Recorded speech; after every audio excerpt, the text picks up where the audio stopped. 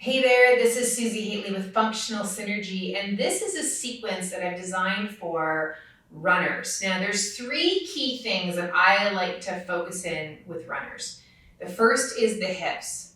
The second is their ability to twist.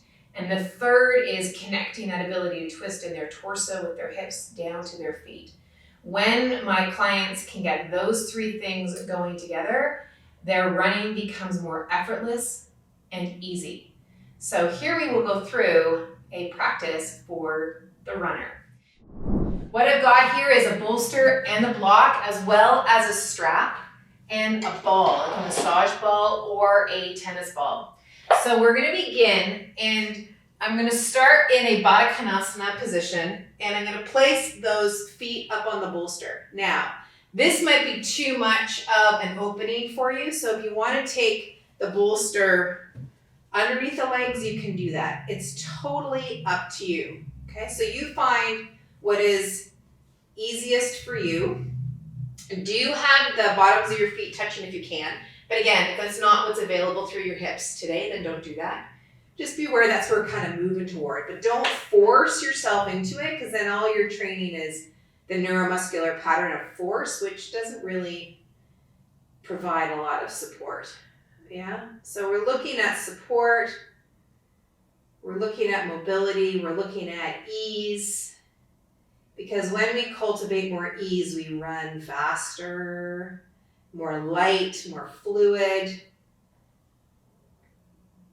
and it becomes so much more fun. So noticing your inhale and your exhale.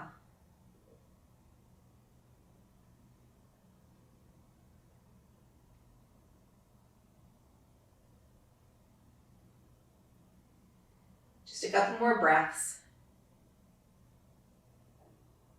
And then bring the legs back up and place your feet on the floor. Raise one leg up so your hips at 90. Take your hand to the front of the knee. Press that knee into the hand. When you do that, just make sure you're not overutilizing your ribs. This is a hip flexion exercise. Though it's isometric, so there's not much of an angular change in your hip.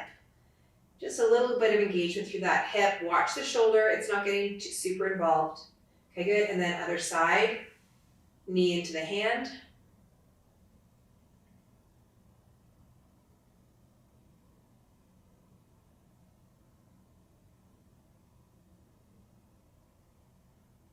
And then raise both legs off the ground and do the same thing. Press both knees into the hands.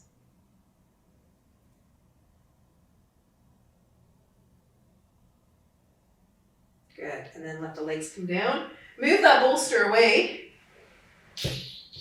And then grab the block. And you're going to place the block on any of the heights, either short, medium, or high. I'll do medium to do middle of the row, but you can choose. And then just rest yourself into this bridge pose that's got the block underneath. If the block is uncomfortable, then you can always use the bolster instead.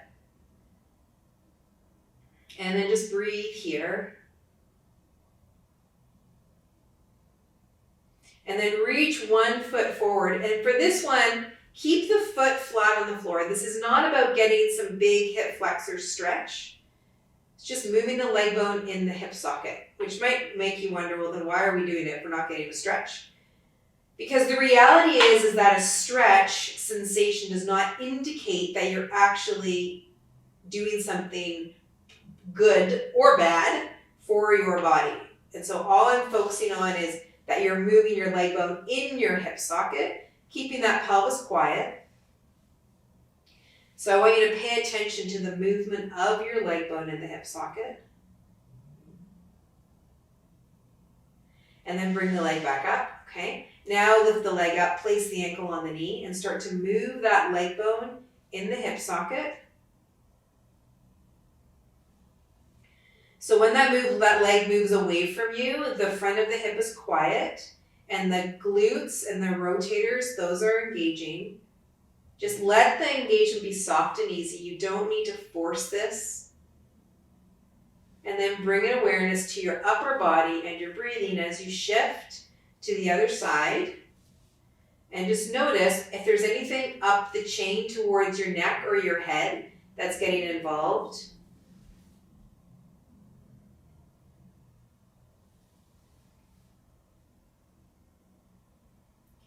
Really easy. Notice the leg bone. Notice if there's anything happening in the pelvis and the leg that's not moving. And then any tension, can you just move only as far as the tension's not increasing?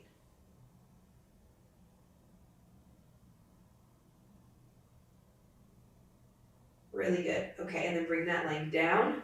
Okay, lift the pelvis off the block. Take a moment, rest down. Feel what you've done here.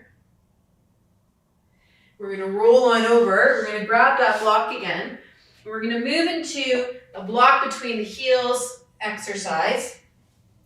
What I love about this exercise, and if you need something underneath your knees like a blanket, by all means, put something underneath. But what I love about this exercise is we're pressing the heels into the block, and the movement's subtle a little bit, but it's one of rotation. So these lower fibers of the glutes, they're engaging to help those leg bones move into rotation. Hamstrings are not involved. Inner thighs are not involved. The inner thighs are getting involved. It means your legs are coming together like this, and that's not the movement that we want to do for this exercise. We have other exercises for that. And the lower fibers of the glutes, what's so cool about them is that they're stabilizers, and they're super at supporting your hip and your knee. And lots of runners who get injured, they need some work done on their hips in terms of stability and strength. And this is one great exercise for that. Okay, lovely. All right, from here now, let's take the block aside. Let's come into a little lunge. Okay, knees, hips. Think about how they're moving. Watch that you're not driving that movement forward from your back, but pay attention to those hips and the knees. And the awareness here of how you're moving is so great for when you're out for your run, right? Because then you can really pay attention to how your legs and your knees and your hips are moving through.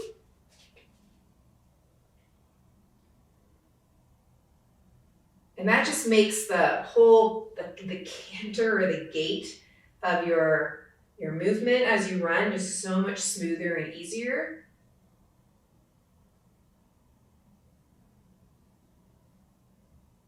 All right, perfect. Okay, so now from here, let's come up into standing. And I want you to grab your strap and have the ball handy. Okay, so from here now, in standing, I'm going to take the ball and just rest it underneath the foot, and my heel is going to come onto the floor. Yeah.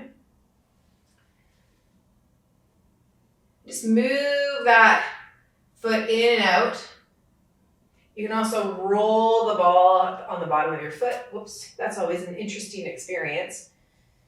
Whether your ball shoots away from you, like what I've just demonstrated, or whether whatever you feel on the bottom of your foot, right?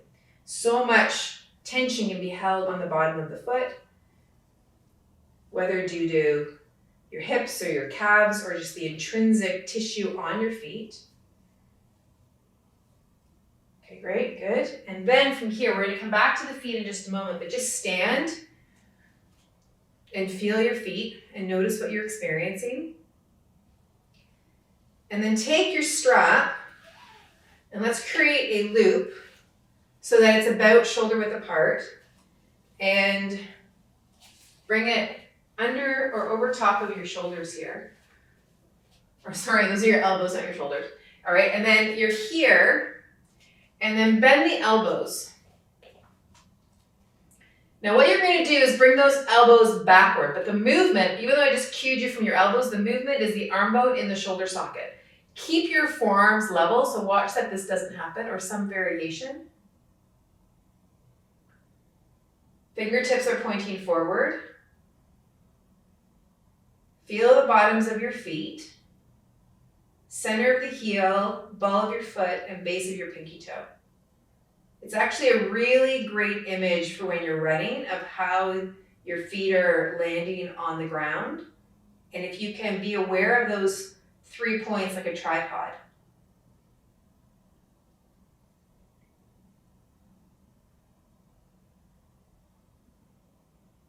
Really great. Okay, and then bring that down. Okay, now Let's bring that block back. Now with this block, there are these little edges with the corners here. And what we'll do is we're going to take the corner of the block and place it between the metatarsals of your foot. So that's the forefoot, not the toes, but the longer little bones that are in the forefoot. And then you're just going to place that heel towards the floor. Your heel might not touch. That's all right. And you might feel a little bit of tension in here.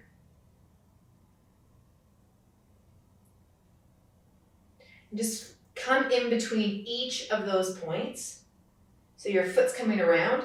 The reason why I like this is compared to the ball is that this is a little more pointy, and then your foot has to kind of come around the surface, and where a ball is more round and it's kind of the same all the way around, this gives a little bit more edgy to it.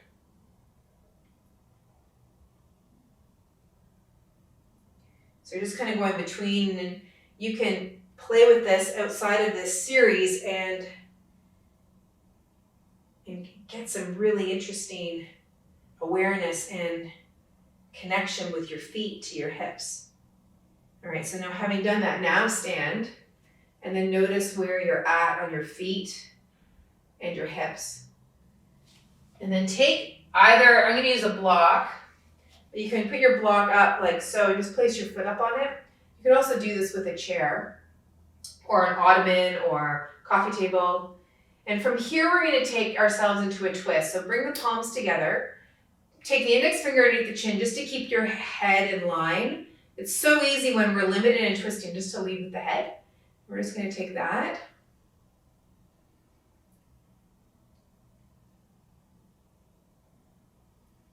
And again, noticing the bottoms of your feet, those 3 points.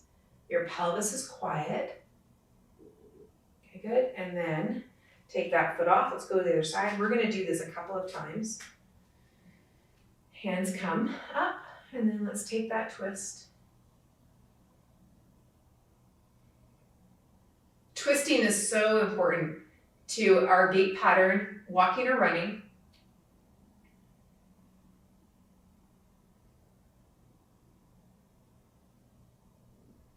Good job. And then coming on back. All right, let's add in the arms a bit more. So here, we're going to take ourselves into the twist. Pelvis stays quiet. Now bring the arms out like so. Protract, reach that front arm forward. Retract that arm back. Watch that this leg's not falling inward.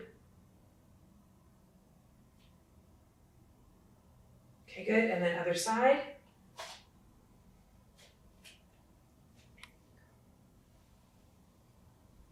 Twist. Front arm protracts, moves away from you. Back arm retracts.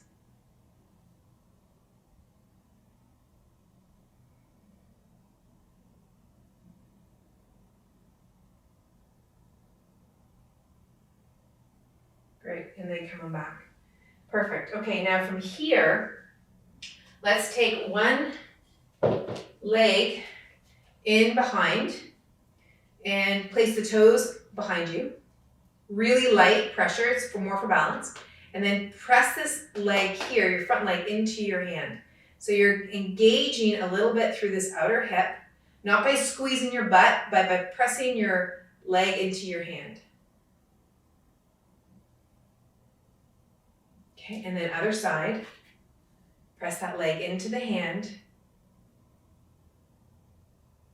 Okay, now from here, start to squat down and then up. Feel those 3 points in the bottom of that standing foot, this front foot.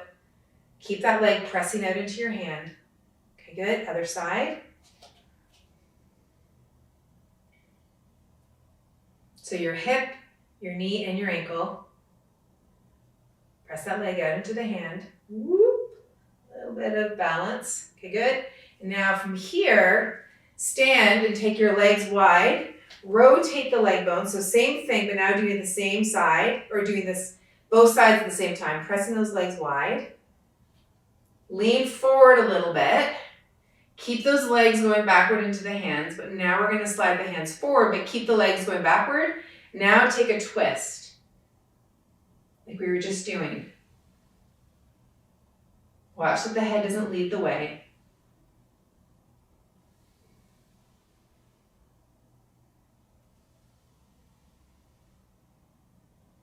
Good, and then come back up. And roll your shoulders back.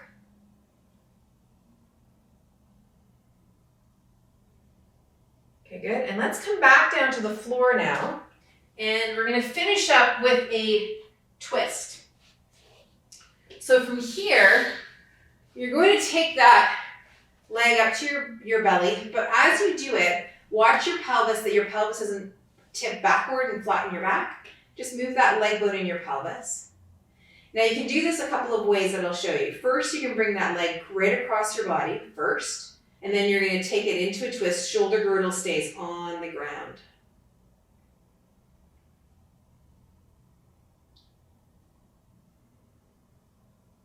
And then bring it back. Okay, now you can also press your knee into your hand. And now take the movement. You choose which one feels better.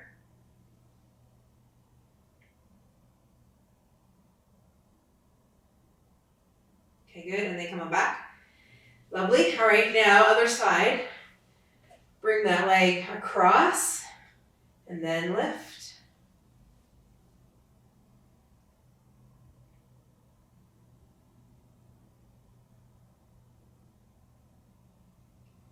And then back. And you can also press the knee into the hand. You choose which makes the most sense for you. Right? I can't see you, right? So just feel like you gotta kind of base it off of feel. And when you feel more at ease, you're on the right track. Less tension, you're on the right track. Try not to get seduced by the stretch sensation, because that's not necessarily an accurate measure. Okay, good, and then come on back. Perfect. Okay, now come back with your knees bent and just notice what it is that you feel. Good, and then reach the legs out.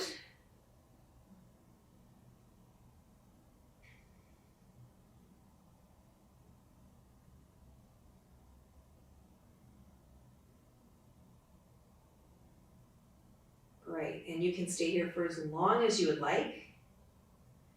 And when you're ready to move, just take 5 breaths as you begin to roll on over and as you carry on with your day. You might even want to continue on with some strengthening or some other yoga. You can find some other ideas in the description as well as the links on this particular video. If you really resonated with this or if you've got questions, feel free to comment or put questions below. And if you want to subscribe, there's the button along with the notifications so you can be notified when the next weekly video drops. You have a great, great practice. Take care.